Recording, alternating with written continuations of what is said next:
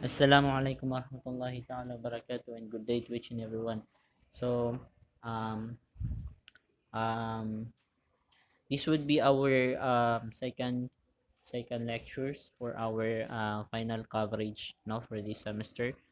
Our first topics or first lectures would be our last, no, yung lecture natin last, and this would be the second. So I think we have only one lecture left, no, to be finished for us to be able to have finally the final exams that we have already, or that we have to finish, no, in this semester. Okay, so um just no kindly refer to our modules, yung mga problem sets, yung mga exercises. Okay? So, kasi included yun siya sa activities natin to be checked. Okay? Um, of course, no, we have also a final exams for this coming period, no. I think I will just have to inform you regarding about that one. Okay, so without further ado, no, let's begin on our discussion for this coverage, no. So our topic for today is about the continuation on energy analysis for control volume. Okay, so this would be in this case kasi no, we are talking about, no, from our previous discussion we are talking about the energy analysis for a control volume, no. It means that we are talking about, or uh, we are actually having the flow of a volume, no, at some container in which that container is actually composes of system, no. um, for example, yung fluid natin or yung waters natin na nagfo-flow from that container then palabas. Okay, so yun yung pinagstudyhan natin. In short, we are talking about the flow of uh, flow of the fluid. Okay, so yun. So we have here the steady state process. Okay, so in this case we are talking about, or we are having the three assumption na usually na ina-apply natin dito, no. So the first one is the control volume does not move relative to the coordinate frame. So ibig sabihin nun, no, yung volume down natin, or yung for example yung container natin that serves as the barriers of the container to flow, the barriers of the fluid, no, for it to be able to flow from the outside of the system, no. So dapat naka-steady daw yan siya with respect to the outside frame. Okay, so ibig sabihin hindi siya gumagalaw.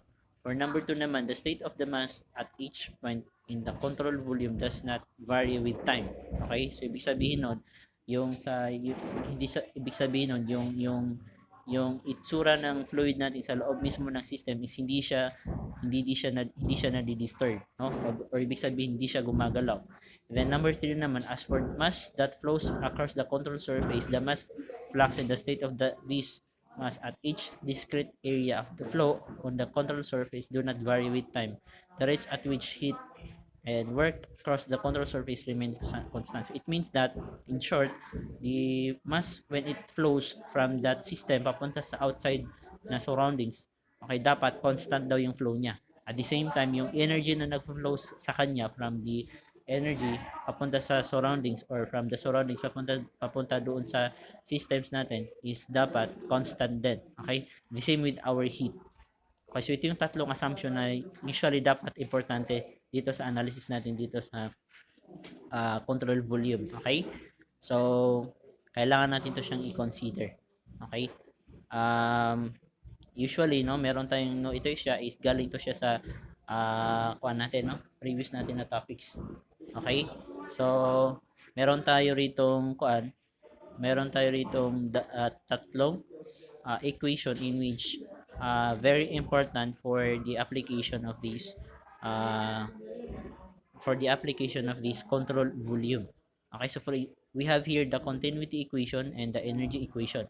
Okay, bakit? Kasi as we have said kanina, yung assumption natin, okay, for the kuan mass to be continued no flowing, we have the continuity of mass. Okay, so ibig sabihin nun yung mass natin na nag-flow outside the system or inside the system is dapat constant. And then the same with our energy equation, dapat continuity din yung kanyang pag-flow. So ito yung dalawang equation na importante sa lahat. Okay, so okay, so ito yung dapat natin pag-aralan. Okay, so we have here an example of steady state process. Meron tayong heat exchanger. So basahin na lang din natin yun siya. Meron din tayong examples dito. And then, madali lang din yun siya. Okay? It's just that, yun lang talaga yung tatandaan nyo rito. No? Pag, for you to be able to have a steady state process, no? Dapat, constant yung mass mo, constant yung kuan mo, energy flow mo, constant yung mass flow, constant hindi nagmo-move yung system mo at hindi nagmo-move yung fluid mo sa loob ng system. Okay? So yun yung dapat nating tandaan. So we have also here an example number 2. So okay, so ito yung continuity equation. Okay? So meron tayong diffuser, meron tayong throttle, meron tayong turbines. Okay? So yan. So pag-aralan lang natin yun siya. So meron dito yung examples dito. Just the application of continuity of an energy lang naman yun siya. So basahin na lang natin yun siya. Okay, same with this one. Okay, so madali lang to siya actually itong kuan natin. So inshallah we will continue our discussion for the next topics no that we have to finish in this final coverage. So if you have any question about this one, you may just have to ask it to me right before the final exams. Okay, so that's all. Assalamu alaikum warahmatullahi wabarakatuh.